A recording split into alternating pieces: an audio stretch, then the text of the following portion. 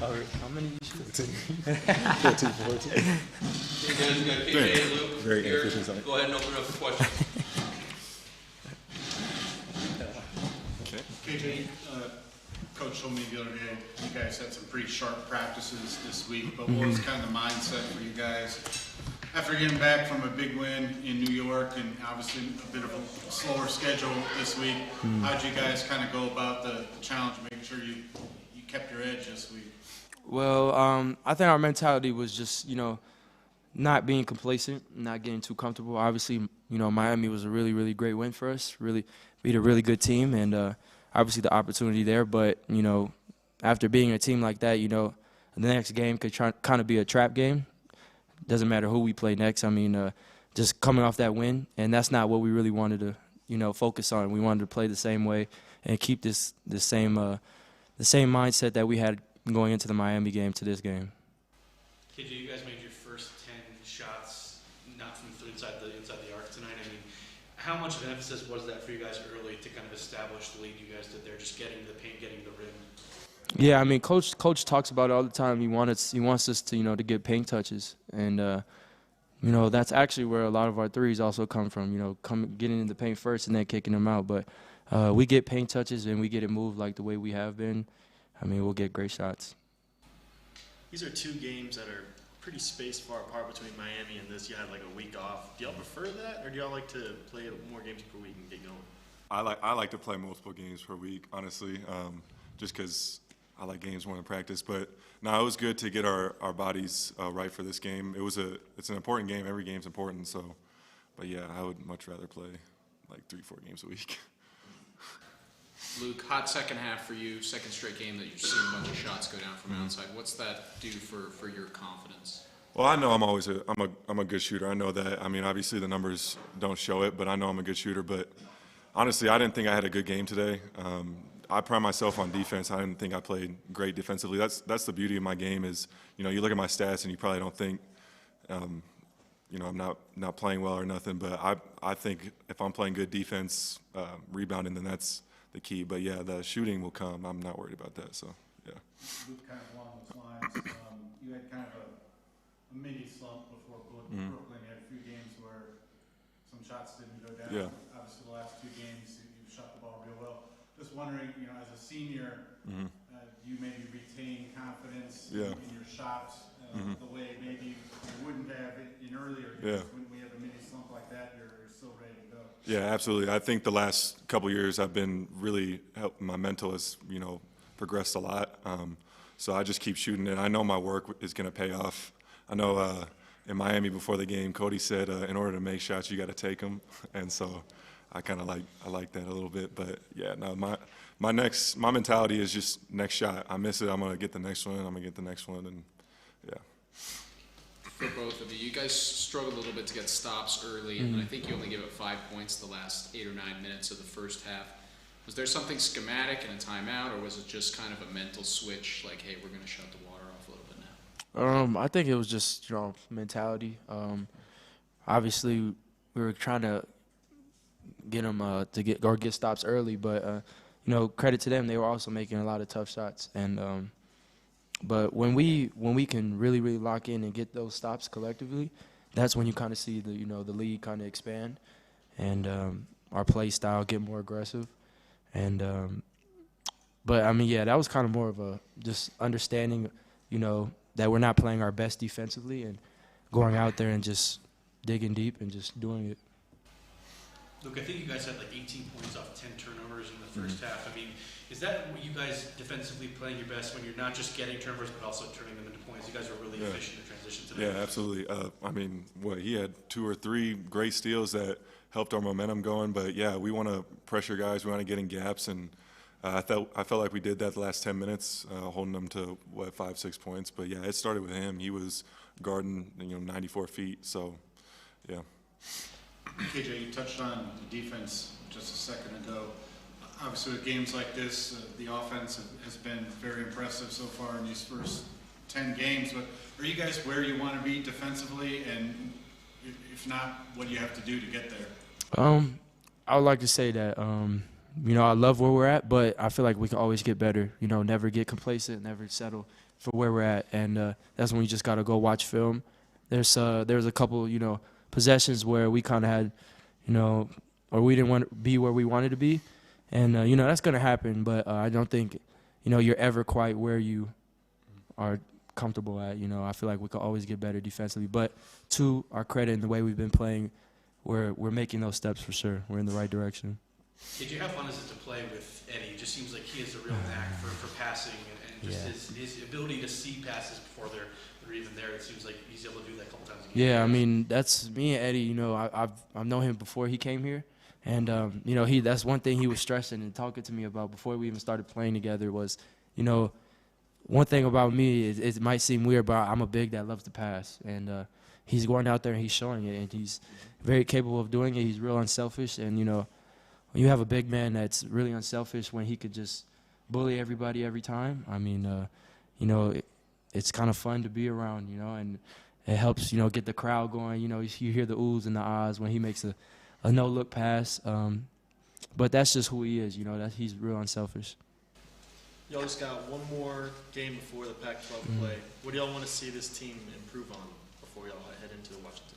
I think we touched on it, but defense, obviously. Offense, we're doing a great job. We just got to keep doing that. But we didn't start really well tonight, so hopefully the next game we get those first 4 minutes. It starts with us because we're starting, but we got to be better with that. But, yeah, Utah Tech's a good team. This is our most important game of the season, and we're not going to take it lightly. So, yeah, we just got to focus on getting stops and getting kills.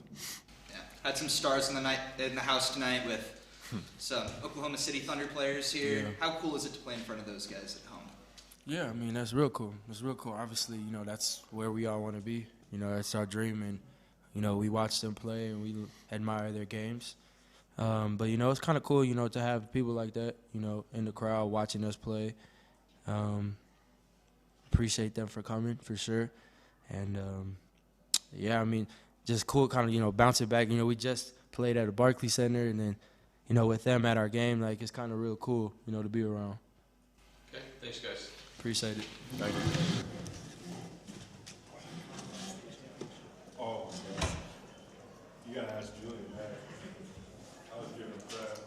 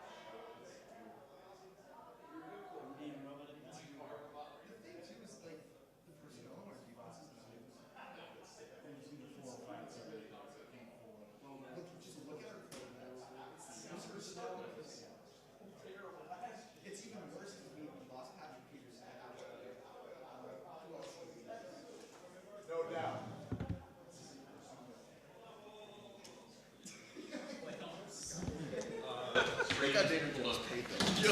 I did. Just 1 second. Send the Giants back 5 years. Right. Right. Start.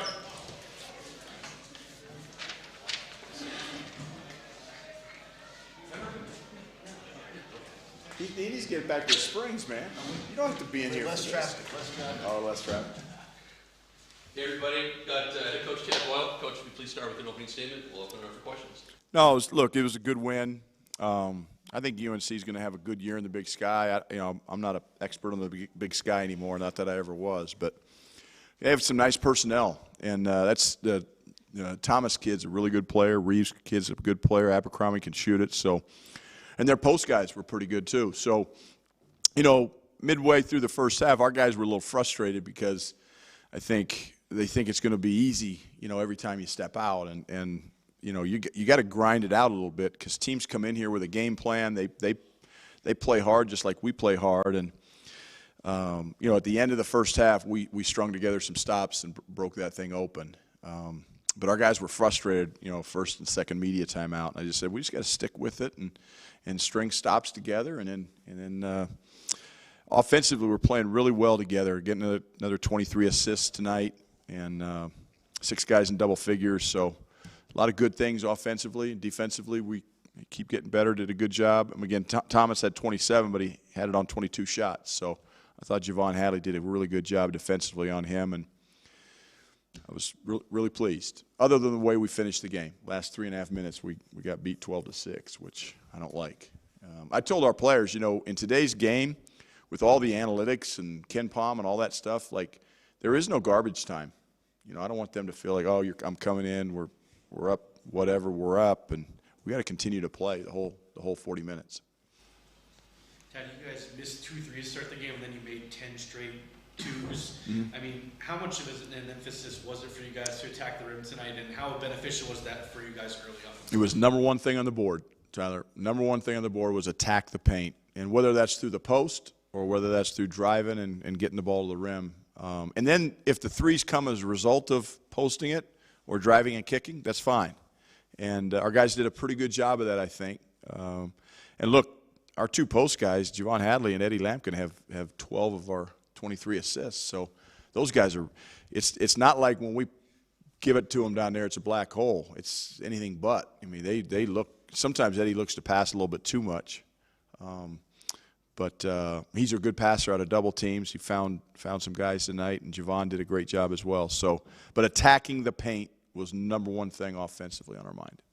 With Javon, you talked about him a little bit after Yeah. the Miami game. I think it was 4 assists and 0 turnovers, 6 and 2 tonight. He does so many things. Does so many things. Doesn't necessarily jump off the screen or the page, but was tonight another kind of typical game of what he brings to the table? That's just who he is. I mean, what I love about Javon is he basically after the scouting report yesterday came up to me and said, Coach, I want St. Thomas. We could have put Tristan on him.